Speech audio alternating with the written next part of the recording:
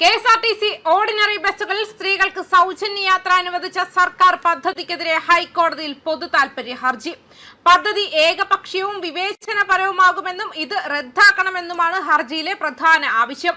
കൊച്ചി സ്വദേശിയായ മുഹമ്മദ് ഫിർദൌസാണ് ഹർജി സമർപ്പിച്ചത്. സ്ത്രീകൾക്ക് സൗജന്യ യാത്ര അനുവദിക്കുന്നതിനായി ലിംഗ അടിസ്ഥാനത്തിലുള്ള വേർതിരിവാണ് സർക്കാർ നടത്തുന്നതെന്ന് ഹർജിയിൽ ആരോപിക്കുന്നുണ്ട്. ഭരണഘടന ഉറപ്പു നൽകുന്ന തുല്യതയ്ക്കുള്ള അവകാശമായ 14, 15 അനുച്ഛേദങ്ങളുടെ ലംഘനമാണ് ഈ പദ്ധതി എന്നും ഹർജിക്കാരൻ വ്യക്തമാക്കി. വരുമാന പരിധി പോലുള്ള യാതൊരു മാനദണ്ഡങ്ങളും നോക്കാതെ സ്ത്രീ ആയതുകൊണ്ട് മാത്രം സബ്സിഡി പുരുഷന്മാരോടുള്ള വിവേചനമാണെന്നും ഹർജിയിലുണ്ട്.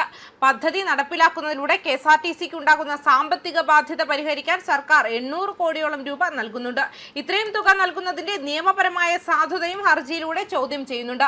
സർക്കാരിനെ എതിർകക്ഷിയാക്കിയാണ് ഇപ്പോൾ ഹർജി ഫയൽ ചെയ്തിരിക്കുന്നത്. സംസ്ഥാനത്ത് ഉദ്ഘാടനം നടന്നതിന് തൊട്ടു പിന്നാലെയാണ് കോടതിയിൽ ഹർജി എത്തിയത്.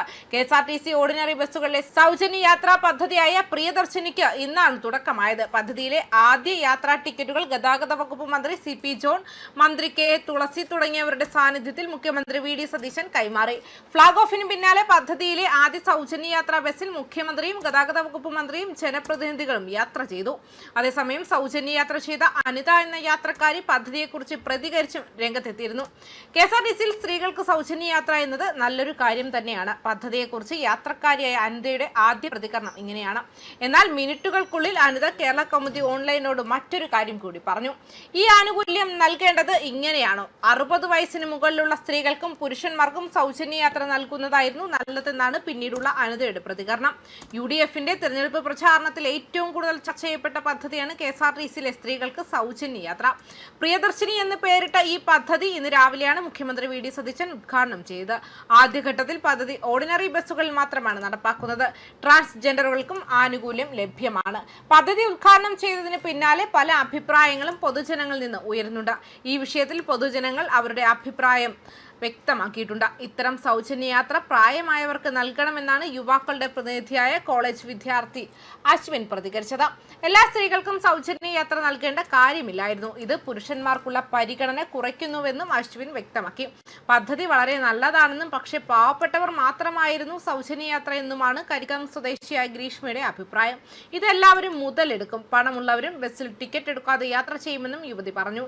സൗജന്യ യാത്ര എല്ലാ ബസ്സിലും നൽകിയിരുന്നെങ്കിൽ നല്ലതായിരുന്നു. കാരണം പേട്ട എയർപോർട്ട് റോഡിലേക്ക് എപ്പോഴും സിറ്റി ഫാസ്റ്റ് ബസ്സുകളാണ് കൂടുതൽ. പക്ഷേ എല്ലാ ബസ്സിനും നൽകുന്നത് സർക്കാരിന് അമിത ചിലവാണ്. അങ്ങനെയാണെങ്കിൽ റൂട്ടുകൾ സമയം ക്രമീകരിച്ച് കൃത്യമായി ഓർഡിനറി ബസ് വിടാനുള്ള സൗകര്യം സർക്കാർ ഒരുക്കണം. എങ്കിൽ മാത്രമേ സ്ത്രീകൾക്ക് പദ്ധതിയുടെ ഫലം കിട്ടുകയുള്ളൂ. സമയത്ത് ബസ് കിട്ടണം. എങ്കിൽ ഞങ്ങളെപ്പോലെ തുച്ഛമായി സമ്പാദിക്കുന്നവർക്ക് അതൊരു ആശ്വാസമാണെന്നാണ് ചക്ക സ്വദേശി മേരി പ്രതികരിച്ചത്.